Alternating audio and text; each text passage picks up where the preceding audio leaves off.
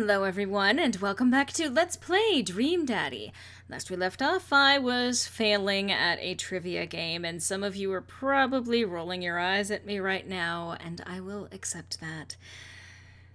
I'm not so good at some of the trivia, but I want Hugo to like me. Okay. Anyway, we're going to find out exactly how bad I am at the wrestling stuff. I could have sworn that at the very least, the poltergeist did mention that there was, like, an Indian burial ground somewhere in the area. Like, that they had dug it up. I could be wrong about that, but I think maybe this game got it wrong? Okay, we're totally boned.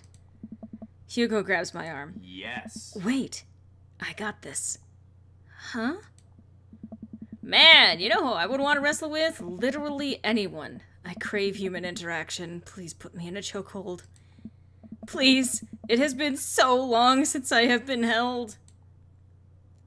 My dude. I can only process my... His sunglasses are suddenly back. Process my emotions by making jokes out of them. Let's start the quiz. Remember that this is just This is a lightning round. The first people to answer get the points. I look over to Hugo. He's focused. He's in it to win it. Alright. Question 1. This was the original name of Stone Cold Steve Austin in his debut for the WWE. Hugo's hand shoots up. Yes, the enthusiastic one over there. Steve Austin debuted as the Ringmaster. Yes. Nice! That is correct! Points to Havarti like it's 1999. Ah. Next question. This city was the location of the first ever WrestleMania. I have no fucking idea. Yes. Hugo's hand shoots up again.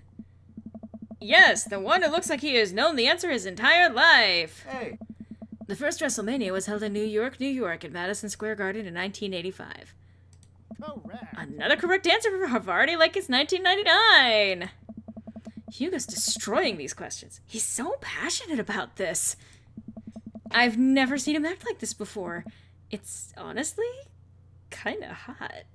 I mean, I will say that whenever you see someone act in a way that is different than you usually expect it to, it can in fact be attractive.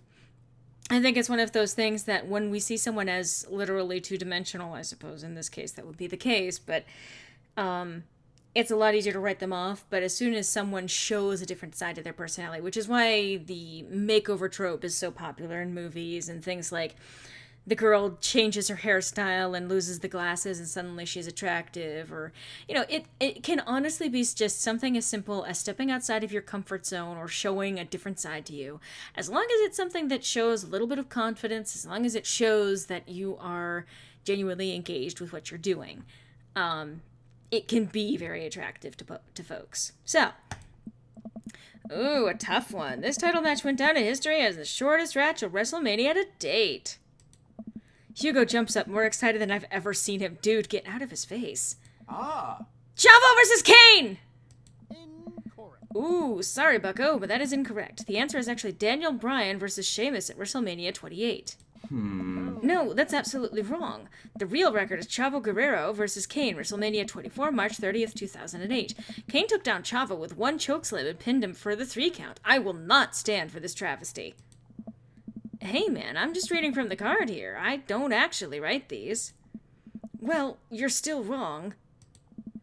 What are you, my ex-wife? The crowd erupts in laughter. Hugo blushes. He retreats back into his chair. Oh. Fine. Wow, Hugo seems really fired up about that. Where did he get this encyclopedic knowledge of wrestling? Probably from watching it, Lore. How do you know so much about wrestling?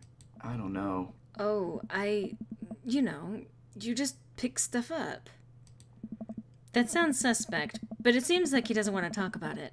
I turn my attention back to the quizmaster. Oh. All right! Looks like we're down to the final category. And it's a close one between Provolone 2, lost to New York, Brian and Matt high five, and Havarti like it's 1999. Hugo and I high five. We look to Brian and Matt, Carmencita, and Daisy all playfully give us thumbs down and stick their tongues out. I eat a big chunk of cheddar without breaking eye contact to show them just how serious I am. The The final category is cool animals. Is this going to be involving penguins? Animals, huh? I never could take care of another living thing. Hell, I can barely take care of myself. Ha! I'm falling apart. Anyway, here's the questions. The Canary Islands were named after what kind of animal? A bird? Birds, I would imagine.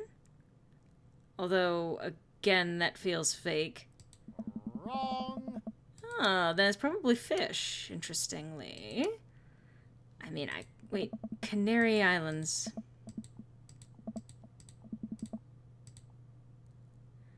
I actually don't know this one, but maybe? Wrong. Ugh. I want to impress Hugo. I want him to like me.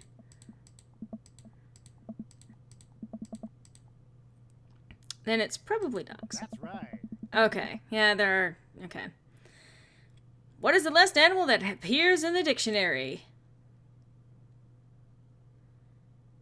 I mean... It would...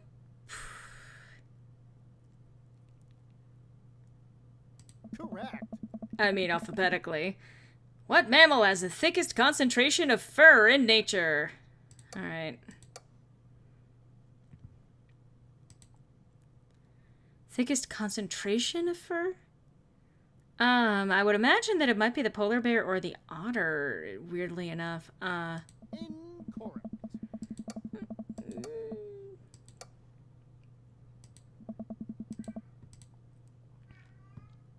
Correctamundo. Okay, I was right.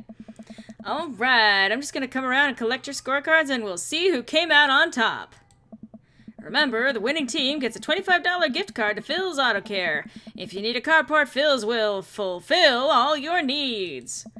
Everyone oohs and ahs. God, I want that gift card. The quizmaster goes to the back to tally up the score. I pick up what's left of our cheese plate. There's a bit of brie here that tastes absolutely divine on a cracker with a little bit of honey and dried apricot. Oh my fucking god, this game is making me hungry, right? Ugh. So, what are your plans after our big win? I'll probably retire, take Amanda somewhere tropical, drink something out of a coconut. Always wanted to do that. What about you? Probably take my winnings to Colin's gambling ring, bet it all on black, walk out of there with more rubber bands in the shape of animals that I know what to do with. Bold. But I like your style. Hey. You want the last piece of Havarti? Nah, that's all you. You definitely earned it. After a couple minutes, the quizmaster jogs back into the room. Everyone immediately quiets down, waiting with bated breath for the results. Who will win the coveted gift card? I really hope it's us.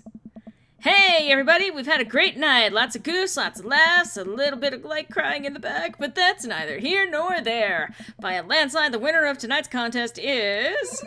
Havarti like it's 1999! Come on down and get your gift card for Phil's Auto Care, where Phil nominal service is... God, I can't do this anymore. Please just take the gift card. I motion for Hugo to go get the gift card, and he shyly slinks out of the booth to grab it. He pauses for a moment and gives Quizmaster a hug with a few pats on the back. The Quizmaster sobs just a little. Hugo makes a victory lap back to our table and gives me a high five. Havarti like it's 1999 is unstoppable. Havarti like it's 1999 is great. May Havarti like it's 1999 reign for 1,000 years. Hey, great work, guys. You guys did awesome. Will we be seeing Havarti like it's 1999 again next week? I look over at Hugo, who smiles. Maybe so. We make a pretty good team, huh, Hugo? Hugo blushes. Hugo and I walk back to our cul-de-sac, basking in the glow of our win and nursing our cheese-filled bellies. Man, we crushed it in there. I mean, with the use of saving and reloading, which I know, but I wanted to get on his good side. Finally, enduring the screams of young children for years on end has paid off. I will take my half of this gift card and use it to purchase many, many air fresheners for my car, which Ernest refuses to stop vaping in. I think I'll use my half to buy at least 2 tire pressure gauges to place in different parts of my garage. You never know when you're going to need one, and I prefer to have them within arm's reach. When you're going to need to have one. A fine plan. Shame about that one wrestling question, though. I'm not kidding. I plan to write a strongly worded letter to whoever employed that man. Come on, there's gotta be a story there. What do you mean? You didn't even stop to think. You pulled that wrestling knowledge out like you were there at the ring yourself. Oh, it's just stuff I know.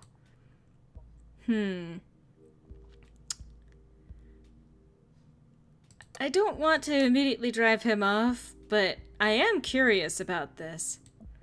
Hugo, I figured you'd be better at lying after dealing with every kid in school for as long as you have.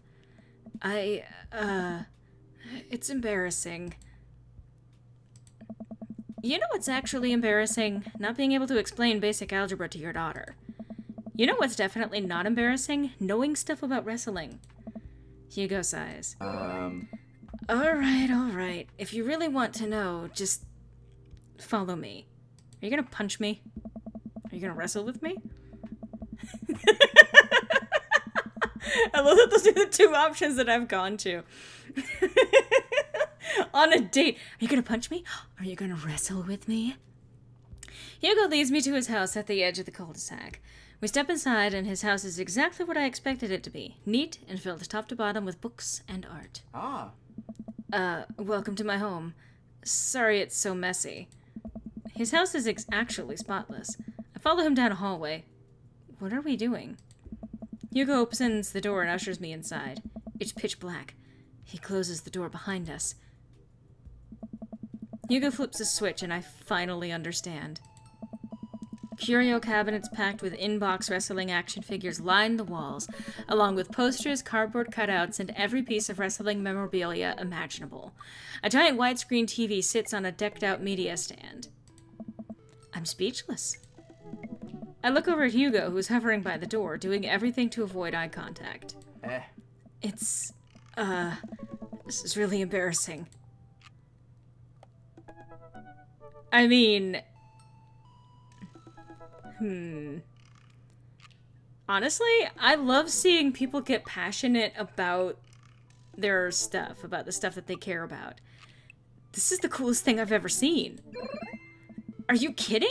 Look at all this stuff. This must have taken you forever to collect. Can I touch this? Go ahead. As he drops his pen. No, I'm kidding. I pick up one of his replica championship belts and toss it over my shoulder. Do you smell what I am cooking? Oh. I think their line is, do you smell what The Rock is cooking, I think. It's meatballs. Sorry, I don't watch a lot of wrestling. I just think it's so cool how passionate you are about this. Yes, thank you. This game gets me. I love seeing people get passionate about the stuff that they care about. Be passionate. Speak up about it. Love the things that you love and share them with the people around you. If anyone gives you shit about it, well, tell me and I'll come and beat them up, okay? No, but seriously, it is really seriously uncool to make fun of anyone for having a passion. I don't care what it is, as long as it's not hurting anyone else, then speak up about it. Be engaged with it. Tell me about it. Like, honestly, feel free to, in the comments of this video, if you've got something you're passionate about, again, as long as it's, one, neither creepy nor harmful to other people. On second thought, I'm not sure I want to write an open letter for people to just kind of do whatever they want in the comment section. I will, however, say that if you have something that you care about a great deal, as long as it's not hurting anyone, embrace it, please. Anyway, sorry. Hey. Oh, yeah, I really, really like wrestling. He's blushing so hard right now. Hugo, I forget the name I gave this kid. Hugo, you bought the wrong kind of pizza rolls again. Looks like Ernest just got home. He's yelling in from the hallway. I can see Hugo immediately deflate. I told you those pizza rolls have less sodium. I just want you to be healthy, son. Ernest comes into Hugo's wrestling room and looks around with disgust. He notices me and scoffs. I thought nobody was allowed in your precious wrestling room. I never said that. I just said you're not allowed to take the action figures out of their boxes and pose them so that they're having sex with each other. Ernest gets flustered. Yeah, well, whatever. I'm gonna go throw eggs at stuff. Huh. I mean, I know that this is a lot to glean from a single thing, but I wonder if Ernest might have some latent tendencies that he might be acting out on. Have fun with your stupid wrestling crap. Ernest leaves, then a moment later pops his head back into the room. And your stupid friend. Ernest turns back out of the room. I hear a door slam. Hugo wearily runs his hand through his hair. Sorry about him. And sorry that I have to keep apologizing about him. He's just going through a phase, I guess. I try so hard to impress him, but it's obvious that no matter what I do, he hates me. Ernest has a thing against authority figures, and you don't get much more authoritative than a teacher dad.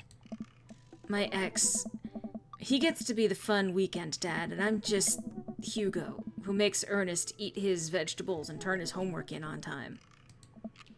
Hey, you love him and you're looking out for his best interests. Take it from one dad to another. Someday he'll come to appreciate you. Maybe not someday soon, but someday. I hope so. Thanks for letting me vent. Hugo glances at his watch. I suppose it's getting kind of late. Let's do trivia again sometime soon. I would absolutely love to. I start to leave. And hey, thanks for showing me your wrestling stuff. Maybe you can tell me some more about it next time. Hugo smiles. That would be amazing. I'll catch you around. I love him. It only takes me a minute to walk back home. Amanda's sitting on the couch reading a book about female photographers. Wow, I thought you didn't like reading. I don't. This book is all pictures. Dad. And even then, my patience is being tried. Dad. Did you get to eat all of the cheese your little heart desired? I am a happy little cheese monster. Okay. I am a happy little cheese monster.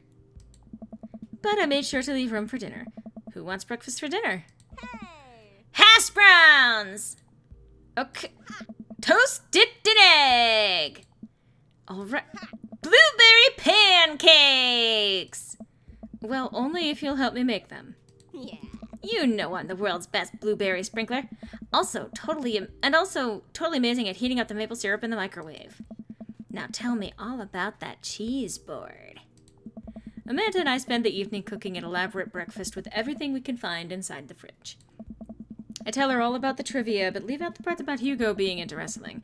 I figure she would probably find some nefarious way to use that information for a better grade. Yeah, better not give your really smart kid blackmail evidence. Date complete. Friendship, mustache. Youth, cheddar. Smart. I'm JK rolling with delight.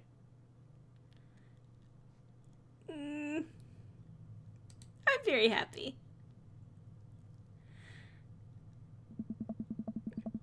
It's a beautiful night and the air smells so fresh, so I decide to take the long way home. I casually stroll through the neighborhood, taking in the sights and sounds of a suburban city with a low crime rate and wide walkable sidewalks at night. As I approach the bar, I can hear patrons inside cheering. Oh, I bet the game is on. I wonder if my team is playing tonight. A drop of water hits my head. And now it's lots of drops of water. It's pouring rain. Maybe I should wait this out inside. I order a beer from the bar and settle in. Turns out that my team isn't playing tonight, but I can certainly enjoy the game regardless. The bar is unusually crowded, and the feeling of camaraderie over a shared love for the game makes me smile. Sports are nice. I look over into the corner and spot none other than Mary, sitting alone and in the corner nursing a cocktail. Something about her seems different this time. Now that she's by herself and not hanging off some younger guy, she looks so sad. Huh. She looks up and half-heartedly raises her glass to me before staring off into middle distance. It's technically not my business. But she sounds like someone who could use some company. I decide to go say hello. I walk over to her booth. She doesn't look up. The seat taken? She still doesn't look up. I take a seat anyway, and she finally notices me. Hey. Hey, cowboy. You alright? Never better. She hiccups. Guess she's a little far gone. Hey. Tears start welling up in her eyes. Oh. Will you walk a gal home?